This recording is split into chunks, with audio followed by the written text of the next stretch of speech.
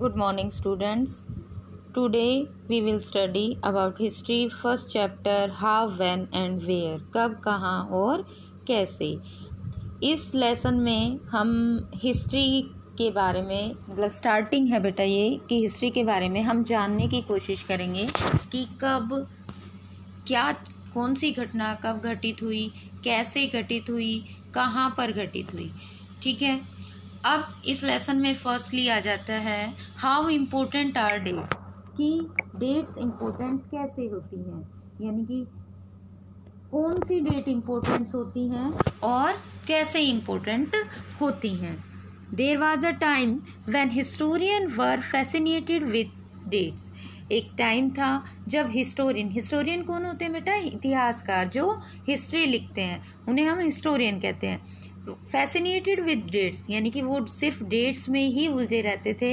ये मीनिंग निकाला जाता था कि जो हिस्ट्री है वो सिर्फ डेट्स के ही चारों तरफ चक्कर लगाती रहती है, यानी कि सिर्फ हम डेट्स में ही उलझे रहते हैं कि कब कौन आया, कौन राजा बना, उसके बाद कौन राजा बना, उसने कौन सी लड़ाइयाँ लड़ी, कब लड़ी, और उसके बाद कौन राजा बना, उसने कब तक राज किया. यानी कि हर इवेंट्स के साथ डेट को जोड़कर देखा जाता था. और ये सब इसीलिए सब यही सोचते थे कि हिस्ट्री क्या है, बहुत ही बोरिंग है. क्यों बोरिंग है? क्योंकि it is all about memorising date, क्योंकि इसमें सिर्फ डेट्स को याद करना पड़ता है, इसलिए हिस्ट्री को बोरिंग समझा जाता था. लेकिन टाइम जैसे जैसे चेंज हुआ इसके बारे में लोगों ने इसके थॉट्स या इसके टाइम के अकॉर्डिंग इसके बारे में चेंजेज बदलते गए. अब प्रेजेंट टाइम में मतलब कंपेयर करके देखा जाता है कि प्रेजेंट में क्या है और पास्ट में क्या था. तो हिस्ट्री अब मेनली किससे रेफर करती है कि time we talk of before and after, यानी कि पहले क्या था और बाद में क्या हो गया. Living in the world we do not always ask historical questions about what we see around us. हम सिर्फ अपने चारों तरफ जो भी विश्व है या उसमें जो भी हिस्टोरिकल यानी कि सिर्फ ऐतिहासिक क्वेश्चन ही हम अपने चारों तरफ नहीं देखते हैं. If what we see has always been world we inhabited, कि जैसा अब है उससे पहले क्या था, किस तरह से लोग रहते थे, किस तरह से चीज़ें घटित होती थी, ये सारी चीज़ें हमारे दिमाग में सवाल बनकर उठती हैं. वॉचिंग समवन, अब इसमें एक एग्जाम्पल देखो बेटा आपका दिया हुआ है. Watching someone sip a tea at a roadside tea stall we may wonder, यानी कि आपने मान लो किसी को साइड, जब आप कहीं जा रहे हो और कोई साइड में बैठ के रोड के किनारे, जैसे वो छोटी छोटी शॉप्स होती हैं, दुकान होती हैं जिन पर चाय मिलती है, वहाँ पर बैठकर कोई चाय पी रहा है और looking out of the window to a train you may ask when, और आपके दिमाग में एकदम से ये क्वेश्चन अराइज होता है कि क्या कब से लोगों ने चाय पीना स्टार्ट किया. ऐसा तो नहीं है कि एक दिन सब सुबह उठे और सबके घर में चाय बननी शुरू हो गई, ऐसा तो नहीं हुआ होगा. या ऐसे इसके लिए हम फिक्स डेट भी नहीं दे सकते कि एक दिन सब उठे सुबह मॉर्निंग में और सबके घर में चाय बननी स्टार्ट हो गई.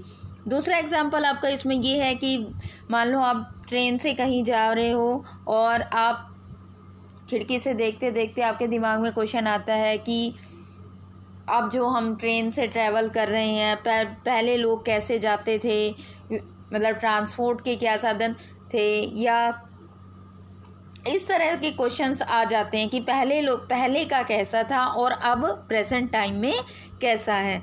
ठीक है. या आपने किसी को न्यूज़पेपर पढ़ते हुए देखा तो आपके दिमाग में भी ये क्वेश्चन अराइज होता है कि क्या कब से ये न्यूज़पेपर पढ़ा जा रहा है. ऐसा तो नहीं है कि एक दिन सुबह अर्ली मॉर्निंग सभी के घर में न्यूज़पेपर पहुंच गया. तो हम इनसे क्या कंक्लूज़न निकालते हैं? हम इन सब चीज़ों से कंक्लूज़न ये निकालते हैं कि कोई भी इवेंट हम सिर्फ डेट के साथ उसको डिस्क्राइब नहीं कर सकते। हम उसके लिए हम उस चीज़ को कैसे डिस्क्राइब कर सकते हैं? पीरियोडिकली डिस्क्राइब, यानी कि हम उसको एक पीरियड के अकॉर्डिंग तो डिस्क्राइब कर सकते हैं, लेकिन सिर्फ एक डेट से कि इस दिन से सबने चाय पीनी शुरू कर दी या उस दिन से सबके घर में नहीं, क्योंकि उस इवेंट को या उस चीज़ को अपनाने में लोगों ने टाइम लगाया होगा। ऐसा तो नहीं है कि एक दिन से ही सबने वो चीज़ अडॉप्ट कर ली थी। तो इसमें आपका यही दिया हुआ है जो इम्पोर्टेंट था। वाई नेक्स्ट आता है आपका, why then we do continue to associate history with a string of dates. लेकिन क्यों फिर भी हम हिस्ट्री में डेट्स को इम्पोर्टेंस देते हैं? क्यों देते हैं? क्योंकि there was a time when history was an account of battle and a big events. कि हिस्ट्री क्या है? बहुत सारी लड़ाइयों और बहुत सारी घटनाओं और उन सब का एक सोर्स है, यानी कि स्रोत है। It was about rulers and their policies, कि कौन राजा हुआ, उसकी क्या क्या पॉलिसीज़ थी।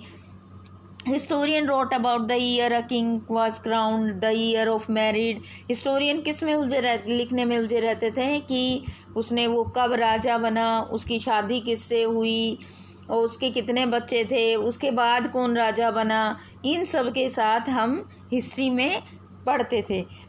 As you have seen in the history textbook of the past 2 years, historian knew write about a host of other issue and other questions.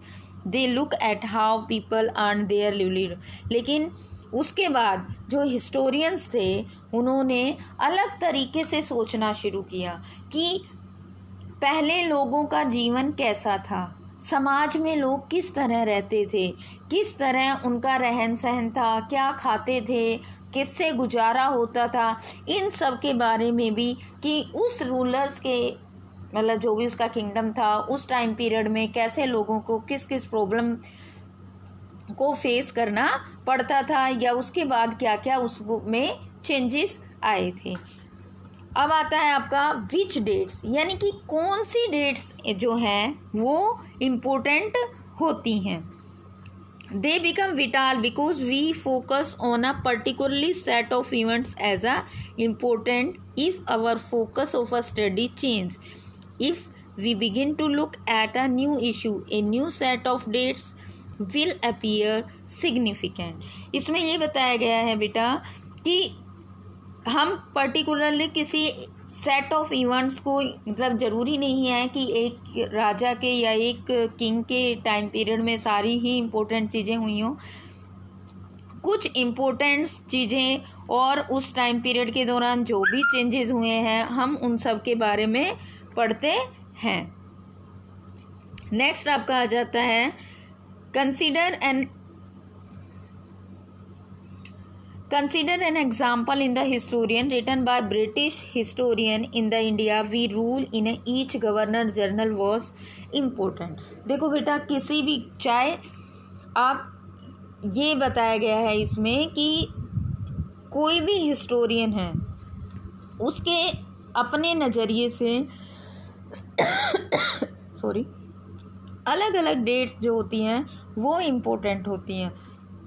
For example in the historian written British history, मतलब अगर कोई भी इतिहास या कोई भी history की book किसी ब्रिटिश हिस्टोरियन ने यानी कि किसी अंग्रेजी इतिहासकार ने अगर लिखी है तो उसके लिए the rule of each governor general was important.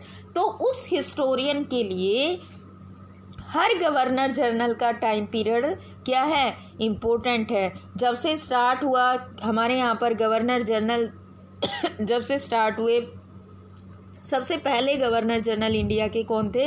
Warn Hastings थे। और सबसे लास्ट में जो वायसराय यहाँ पर गए थे जब भारत आज़ाद हो गया था वो थे लॉर्ड माउंटबेटन।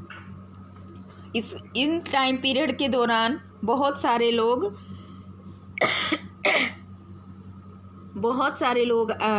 मतलब बहुत सारे गवर्नर जनरल आए, हेस्टिंग्स आए, वेल्जली, वेंटिक,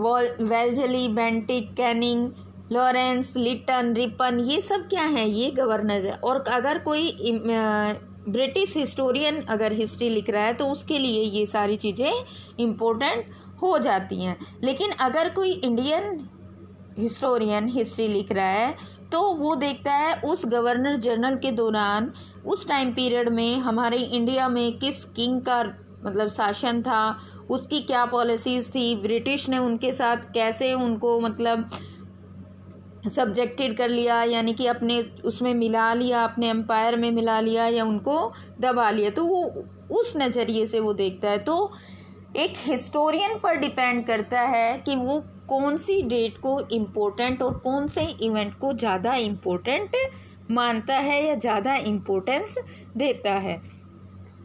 नेक्स्ट इसमें आता है हाउ डू वी पीरियडाइज, यानी कि हम सिर्फ, अब मैंने पहले बताया कि हम एक पीरियड के मतलब एक टाइम पीरियड के दौरान हम इवेंट्स या जो भी घटनाएं हैं उनको बता सकते हैं कि उस पीरियड में ये हुआ था, लेकिन एक फिक्स डेट नहीं दे सकते कि इस डेट से सबने चाय पीनी शुरू कर दी।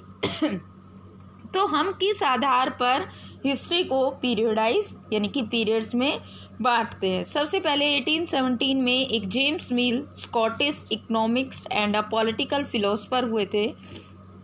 उन्होंने हिस्ट्री को 3 पार्ट्स में यानी कि 3 पीरियड्स में डिवाइड किया था, Hindu, Muslim and a British period. ये क्या था कि उन्होंने हिस्ट्री को, जो इंडियन हिस्ट्री है, उसको 3 मतलब रिलीजन के आधार पर पीरियड्स में डिवाइड किया कि जब भी मतलब किसी उस पर हिंदू राजाओं का राज रहा तो वो एक टाइम पीरियड, फिर मुस्लिम का और उसके बाद ब्रिटिश का आया उनके। लेकिन इस चीज़ को हम सही नहीं मान सकते हमारे अकॉर्डिंग। क्यों? क्योंकि ऐसा नहीं है कि जब हिंदू राजाओं का शासन रहा तो कोई मुस्लिम राजा शासक ना रहा हो, या जब सारे ब्रिटिश उस पर था तो ज़रूरी नहीं है कि सारे भारत पर ब्रिटिश का शासन था। बहुत सारी रियासतें ऐसी थी उस टाइम में भी जो स्वतंत्र थी। इसलिए सिर्फ रिलीजन के आधार पर जेम्स मिल का पीरियडाइज करना ज़्यादा बेटर नहीं है। ठीक है बेटा, आज की इसमें इतना ही। आगे आप ये रीड कर लेंगे और कल आगे मैं फिर आपको कंटिन्यू कराऊंगी।